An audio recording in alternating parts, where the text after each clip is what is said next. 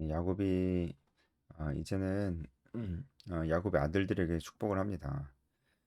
에브라임과 문라세에게 축복했었고 지금은 자신의 아들들에게 아, 축복을 하는데 뭐 이거는 뭐 축복적인 내용도 있지만 어, 예언을 하는 거죠. 마지막 이 유언과도 같이 아들들에게 그 유언을 남기는 것입니다. 하지만 야곱이 어떤 개인적으로 남기는 마지막 말이 아니고 이것은 예언이라는 것을 좀 알 수가 있죠. 우리가 그 사실을 아주 쉽게 알 수 있습니다. 그러니까 야곱이 자신의 생각을 그냥 얘기하는 게 아니고 야곱이 예, 한 명의 하나님의 선지자로서 예, 하나님께서 말씀하신 것을 대언하고 있는 것이다. 우리가 그렇게 볼 수 있습니다. 그런 의미로 2절에 보면 야곱이 어, 너희 아버지 이스라엘에게 들을지어다 이렇게 얘기를 합니다. 이스라엘은 어, 야곱이 야복 강가에서 얻게 된 이름인데요. 굉장히 언약적인 이름입니다. 하나님께서 그때 야곱에게 이스라엘이라는 이름을 지어주면서 왕들이 내 허리에서 나올 것이라고 그렇게 약속하셨거든요. 그래서 이스라엘은 언약적인 이름입니다. 그러니까 이스라엘이라는 이름이 나올 때마다 언약의 하나님을 우리가 생각을 해야 되고요. 어, 그래서 지금도 그 하나님께서 이스라엘에게 약속하신 하나님께서 앞으로 이스라엘을 어떻게 이끌어 갈 것인지를 보여주는 것이다. 야곱의 개인적인 생각이 아니다라는 것을 우리가 여기서도 알 수 있습니다. 장자 루벤에게 얘기를 합니다. 내 기력의 시작이라고 얘기한 이유는 루벤은 장자기 때문에 그렇게 얘기한 거고요. 이 당시에는 이제 자녀들이 어, 힘이었잖아요. 자녀들이 많다는 것이 힘이 있다는 거였거든요. 그래서 이제 기력의 시작이다 이렇게 얘기한 것이고 권능이 탁월했지만은 루벤의 루벤이 에 대한 예언은 그렇게 좋지는 않았습니다. 그가 물의 끓음 같았다고 얘기를 하는데요. 어, 충동적인 루벤의 성격을 얘기해 주는 것 같습니다. 루벤은 그런 충동적인 성격 때문에 아버지의 침상에 오르는 아주 무시무시한 죄를 범했죠. 어, 그의 성격이 충동적이기 때문에 어쩔 수 없었다. 그렇게 얘기할 수는 없습니다. 중요한 건 그가 절대로 범해서는 안 되는 죄를 범했다는 것이죠. 루벤이 야곱의 첩과 동침을 했죠. 그래서 그 이야기를 하는 것입니다. 어, 이 첩, 야곱의 첩 아마 비라였을 것 같은데 제가 정확히 기억이 안 나네요. 안 나네요. 아마 비라였을 겁니다. 어, 그 나이 차가 그렇게 많이 나지는 않았을 거예요. 왜냐면은 루벤은 어, 레아의 아들이었고 레아가 또 언니였잖아요. 어, 그리고 또 비라는 시녀였기 때문에 어, 레아 라헬보다 어렸겠죠. 그 루벤은 이제 첫째였으니까 그렇게 나이 차이가 그렇다고 뭐 너무 적게 나진 않았을 테지만 많이 나지도 않았을 겁니다. 어쨌든 루벤이 아버지의 첩이지만 아내였습니다. 예, 이 그 첩과 동침했다는 것은 아주 충격적인 일이었습니다. 그래서 이제 그것을 이야기하면서 루벤을 책망하고 어, 이제 그것을 인해서 뭐 어떻게 된다는 얘기는 없습니다.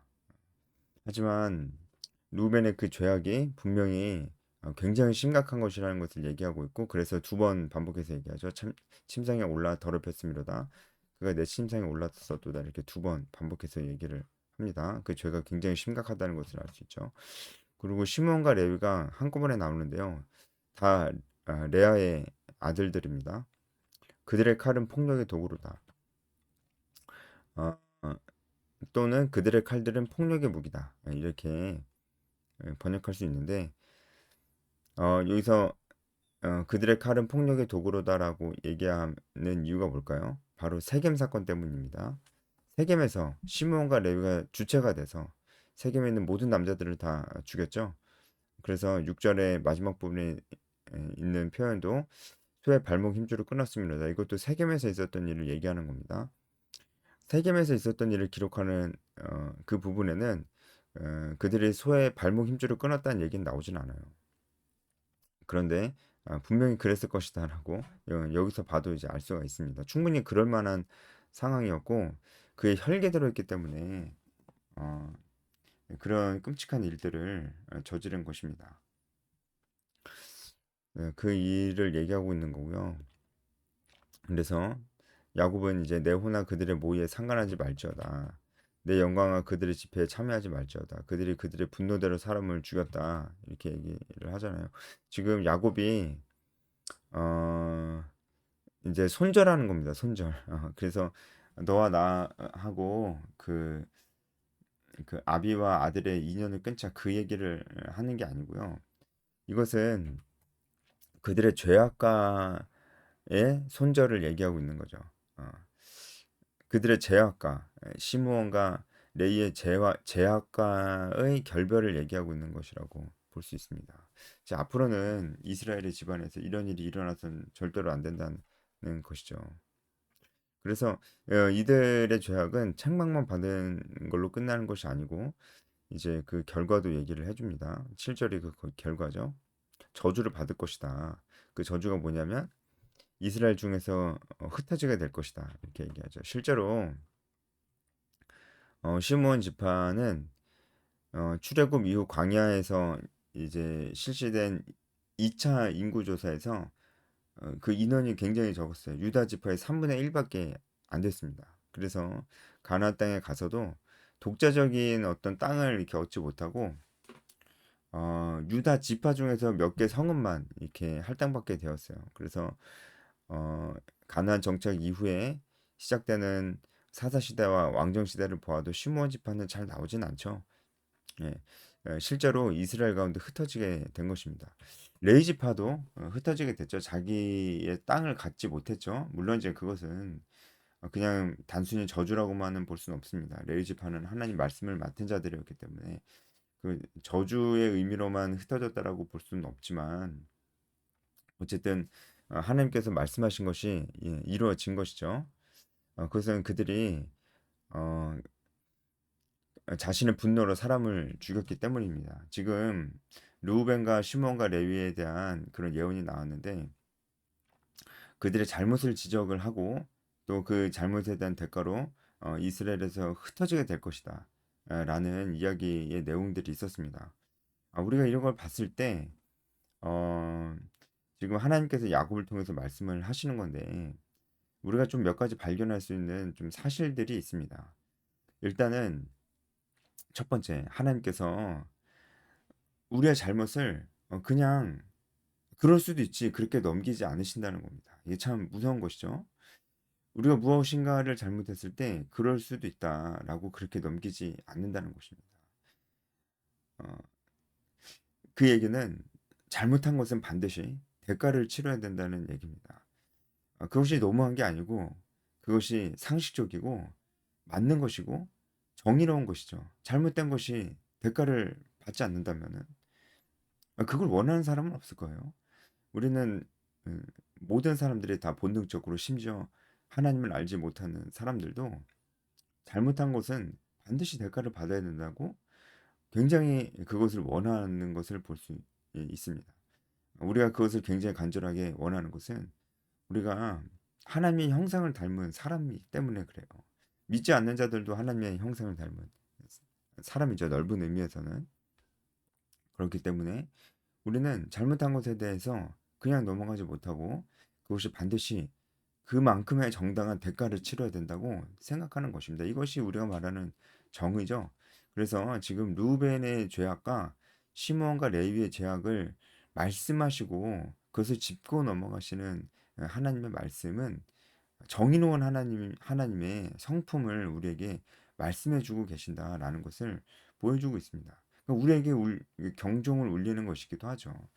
우리도 우리 자신에게 너무나 관대할 때가 있는 거예요. 뭐 이 정도는 괜찮아라고 하는 것이죠. 그런데 절대 그럴 수 없다는 겁니다. 죄악 죄악의 부분들은 하나님께서 절대 그냥 넘어가지 않습니다.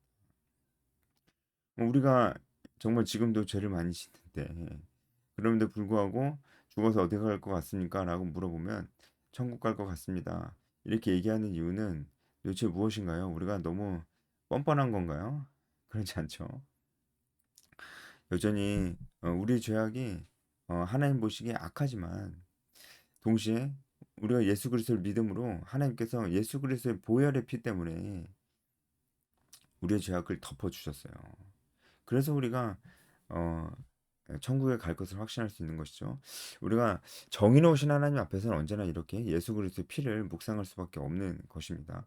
또 루벤의 죄악과 시몬과 레위의 죄악을 우리가 좀 이렇게 살펴봤을 때 어, 하나님께서 보시는 그런 그 어떤 죄악의 형태, 하나님께서 보실 때 대표적인 죄악의 형태들이 있어요. 그것을 우리가 루벤과 시몬과 레위 가운데서 좀 볼 수가 있는데 루벤의 죄가 뭐였나요? 성적인 죄였잖아요. 성적인 금기라는 것이 있는데 그것을 그냥 자기 어떤 그런 물이 끓음 같은 어떤 그런 성격 때문에 참지 못하고 그 금기를 그냥 어겨버린 거예요. 성적인 죄는 정말 대표적인 죄악입니다. 성경에서 성적인 죄는 정말 대표적인 죄악으로 나오거든요. 성적인 죄만 죄라는 것이 아닙니다. 그것이 대표적인 죄라고 하는 것입니다. 그러니까 사람이 죄 죄를 저지르고 죄에 지배당하면 반드시 성적으로도 그 죄를 짓게 된다는 것이죠. 그런 의미에서 대표적인 죄악이다라고 하는 것입니다. 그래서 성경에는 어떤 시대가 굉장히 암흑의 시대다, 어둠의 시대다라고 했을 때 항상 성적인 죄가 있었다는 것을 우리에게 얘기해주고 있어요. 그래서 루벤의 죄는 성적인 죄, 시몬과 레위의 죄는 무엇일까요? 폭력. 단순히 폭력이 아니고요. 그들이 자기 자신이 심판자의 자리에 서기를 원했다는 것을 알 수 있습니다. 제가 그 세겜의 사건에 대해서 해설을 할 때도 말씀을 드렸었는데요. 그때 그 해설의 조회수가 지금 굉장히 높거든요. 굉장히 높아왔자지만 어, 그 썸네일 제목이 뭐였냐면은 누군가가 너무 미울 때였습니다. 그걸 사람들이 많이 보더라고요. 어, 그렇게 미워하는 사람들이 많은가 봐요. 그때 제가 이 시므온과 레위의 세겜 사건에 대해서 얘기를 했었습니다. 시므온과 레위의 잘못은 무엇이었냐면 그들이 자신들이 심판자가 되길 원했다는 거죠. 그러니까 마지막까지도 시몬과 레위는 자기 자신의 잘못에 대해서 뉘우치지 않았습니다. 아니 그럼 우리가 이런 억울한 일을 당했는데 가만히 있으라는 겁니까? 이렇게 얘기를 하죠. 저 사람들이 먼저 잘못하지 않았습니까? 그래서 우리 행위는 정당합니다. 이렇게 얘기를 이런 식으로 이제 얘기를 하잖아요. 우리도 그렇습니다. 우리도 우리 자신이 심판자의 자리에 서기를 원한다는 것이죠. 무엇인가 잘못되었을 때. 심지어 우리가 피해자임에도 불구하고 우리는 심판자의 자리에 서기를 원한다는 거죠. 그래서 우리는 어, 하나님 대신에 심판자가 되기를 원합니다. 그 단적인 예가 그 단적인 증거가 무엇이냐면 우리가 누군가를 죽이고 싶어요. 그런 마음이 불일 듯 든다는 거죠. 죽인다는 것은 우리가 그를 심판하고 싶다는 것입니다. 그리고 하나님 대신에 심판하고 싶다는 것입니다. 그렇기 때문에 어, 시몬과 레위의 죄악은 아주 심각한 것이었고요.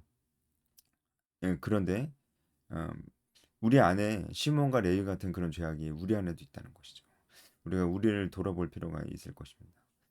그래서 하나님께서 이들의 죄악을 짚고 넘어가시는 것입니다. 이제 8절부터 유다에 대한 축복이 나오는데 일단은 유다에 대한 축복의 내용을 제가 쭉 간단하게 좀 설명을 드릴게요. 유다에 관한 예언은 다 축복입니다. 내 형제의 찬송이 될 것이다. 일단은 사실상 유다가 장자가 된 것이나 다름이 없어요. 장자가 됐다고요. 유다가 넷째임에도 불구하고 지금 야곱의 예언은 그가 장자라고 얘기하고 있는 것입니다. 근데 사실상 유다가 요셉의 사건에서 보여준 유다의 태도들은 장자 그 자체였습니다. 그리고 야곱의 예언에서도 그가 장자라는 것을 얘기해주고 있는 것이죠. 내 형제의 찬송이 될 것이다. 그리고 내 원수의 목을 잡을 것이다. 그러니까 원수를 짓밟게 될 것이다라는 것이죠. 그리고 내 아버지 아들들이 내 앞에 절하리로다. 장자가 될 것이라는 거죠. 실제로 유다 지파는 이스라엘의 언약의 정통성을 가지고 어, 이스라엘의 나머지 지파들이 북이스라엘이 되었을 때도 유다 지파는 홀로 유다의 나라가 되어서 이제 하나님 나라의 정통성을 이어가고 다윗이 유다 지파 가운데서 나왔습니다. 유다는 사자 새끼로다. 사자는 그 승리의 상징이 있었어요. 승리자, 정복자의 상징이 있었습니다. 그러니까 사자 새끼로다라고 하는 거니까 이것은 장차 유다가 진정한 승리자, 진정한 정복자가 될 것이라는 얘기입니다. 네, 여러분 다 아시겠지만 이것은 예수 그리스도에 대한 예언입니다. 그러니까 장차 나중에 진정한 정복자, 진정한 승리자가 유다 지파 가운데서 나올 것이다라는 그런 예언이죠. 누가 그를 범할 수 있으랴? 규가 유다를 떠나지 아니할 것이다. 규는 지도자들이 손에 들고 있는 막대기였죠. 그래서 유다 지파 가운데서 진정한 통치자가 나올 것이다. 지금 계속 같은 얘기를 하고 있는 것입니다. 지팡이가 그 발사에서 떠나지 그 발사이라는 것은 그 후손을 얘기하는 거죠. 그 후손에서 지팡이가 떠나지 아니할 것이다. 통치자의 지팡이가 떠나지 아니할 것이다. 실로라는 말은 아랍어나 갈대아어에 의하면 이것이 후손이라는 뜻입니다. 그래서 후손이라고 번역을 하면 아주 쉽습니다. 후손이 오시기까지 그 통치자가 유다 지파 가운데서 계속 나올 것이다 이렇게 얘기를 합니다. 이 예언은 실제로 이어졌고요. 다윗이 대표적인 예고요. 하지만 구약의 역사 이후에도 유다 지파 가운데서만 계속 통치자가 나온 건 아니었습니다. 그러니까 여기서 유다 지파 가운데서 통치자가 계속 나올 것이다라는 이 예언은 결국은 예수 그리스도에 대해서 얘기를 해주고 있는 것이고요. 실로가 오기까지 곧 후손이 오기까지 이를 것이다라고 하는 얘기는 이 후손이 누구겠어요? 예수님입니다. 예수님이 오시기까지 계속해서 너희 자손 가운데서 통치자가 계속 이를 것이고 그 절정이 예수님이다라고 하는 그 얘기죠. 그 이유는요? 그 이유는요. 이제는 혈통적인 아브라함의 자손이 하나님의 백성이 아니고 믿는 자는 모두 아브라함의 자손, 하나님의 백성, 믿음의 자손이 될 수 있는 것이기 때문에 그 이후로는 유다 지파가 그렇게 중요하지 않습니다. 그래서 후손인 예수님이 오시기까지 통치자가 이를 것이다라고 이렇게 얘기를 하는 것이죠. 이것 또한 예수 그리스도에 대한 예언이고 그 이후에는 믿음으로 하나님 백성이 될 수 있다는 것에 대한 예언이기도 합니다. 그에게 모든 백성이 복종하리로다. 그의 나귀를 포도나무에 메었다. 나귀는 평화의 상징이고요. 포도나무는 풍요의 상징입니다. 나귀를 포도나무에 메었다는 얘기는 이 평화와 풍요가 이 유다 지파 가운데 계속 있을 것이라는 그런 얘기죠. 그 옷을 포도주에 빨면 그 복장을 포도즙에 빨리로다. 여기서 마치 옷을 포도주에 빠는 것처럼 얘기를 했는데 에, 그 옷을 포도주에 빤다기보다는요 원어적인 해석을 보면은 포도즙을 낼 때 유다 사람들은 이제 이스라엘 사람들은 포도즙을 낼 때 큰 대야에 포도를 넣고 이제 발로 밟아서 포도즙을 내었습니다. 근데 포도가 워낙 많아가지고 이 포도즙을 낼 때 포도즙이 옷에 다 튀어서 마치 포도즙을 빤 것처럼 된다는 얘기입니다. 네, 그만큼 포도나무가 풍성하고 풍요롭다는 것을 또 얘기해주고 있는 것입니다. 12절도 마찬가지고요. 13절은 수불론에 관한 얘기인데 별 얘기가 없습니다. 어, 해변에 거주한다는 얘기가 실제로 이루어졌고요. 그것은 뱀에는 해변이라 그 경계가 시돈까지로다. 원어적으로 좀 설명할 게 있는데 그렇게 중요한 건 아닌 것 같아요. 실제로 스불론이 해변과 지중해와 맞닿아 있지는 않았습니다.